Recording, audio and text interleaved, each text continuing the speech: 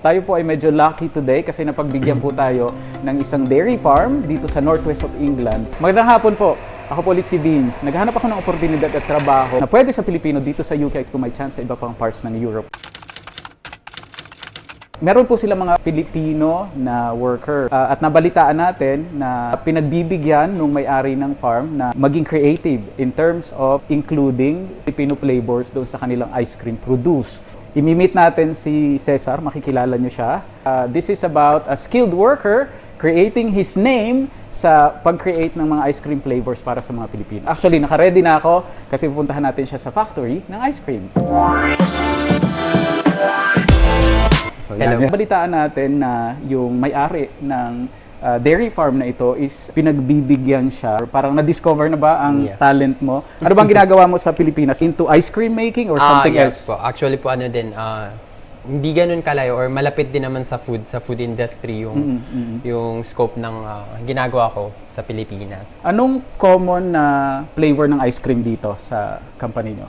Common flavors po, syempre po yun dyan yung chocolate, strawberry, yan, and then yung mga other flavors na namin, choco chip, salted caramel, and yung mga local. So mga local English flavor. Local English Kailan kayo flavor. nag-umpisa na isipin na, okay, we have this flavor na baka magustuhan din ng local taste buds? Yes. So, actually po kasi nag-came up kami sa idea ng pagpasok ng mga bagong flavors kasi last year nag-introduce kami ng bagong flavor which is yung local na flavor, yung rhubarb and lime.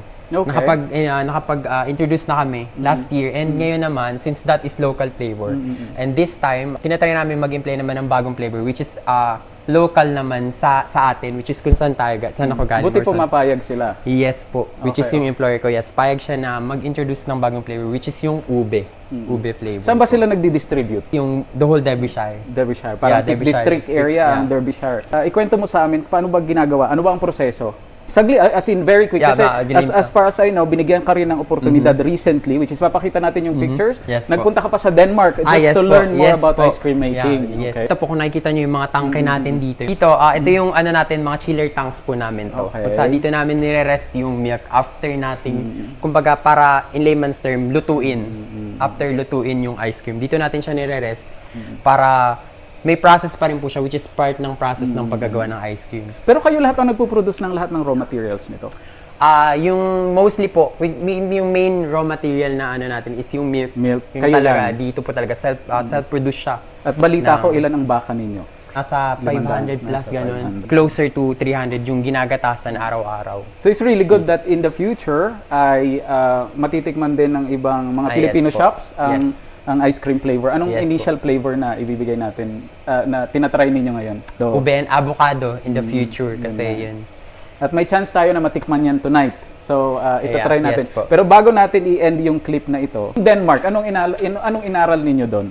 Sa Denmark naman po, more on introduction siya or ang mainly concern niya is about machinery and also improvement ng ng mga pagpe-perfect ng ice cream itself kasi may mga company pa rin na may mga concern sila na bakit ang bilis natutunaw, bakit nagkakaroon ng grittiness, mga concern. Doon din natutunan ko kung paano yung basic na knowledge sa pag-operate ng mga machine, maintenance, mga ganun po, in-introduce and pinakita rin sa amin yung mga new innovation.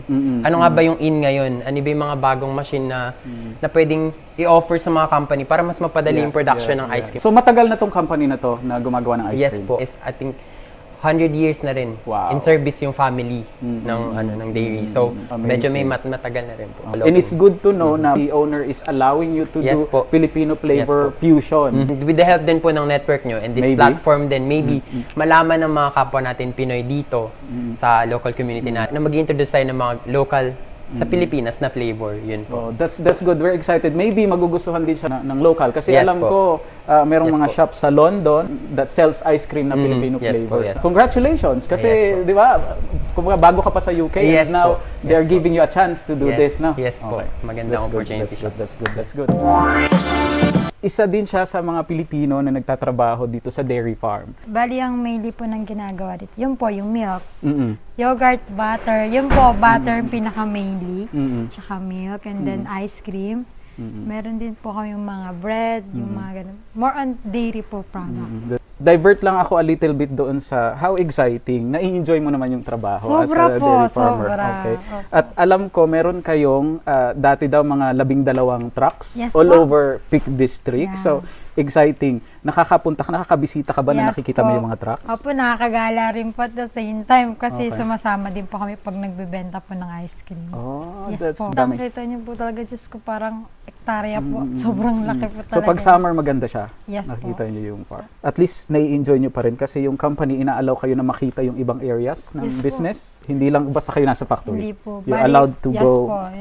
Kaya pwede ka rin po mag-explore kasi bali, kumbaga parang hindi ka lang mag-stay sa isang career. Kumbaga mag-grow ka din po. At sa nakikita ko, ang laki ng warehouse. Yes po. Ang laki ng warehouse. Marami silang agad na nasusupply. I'm just very happy na mga Pilipinos nabigyan ng pagkakataon sa opportunities na ito. Yes And di ba? Ito ay another story na naman ng mga skilled worker na nagpupursige dito sa UK. Si Clarice and si Cesar are making their dreams possible. Maraming salamat at Thank you maraming po. salamat Thank ha. you po.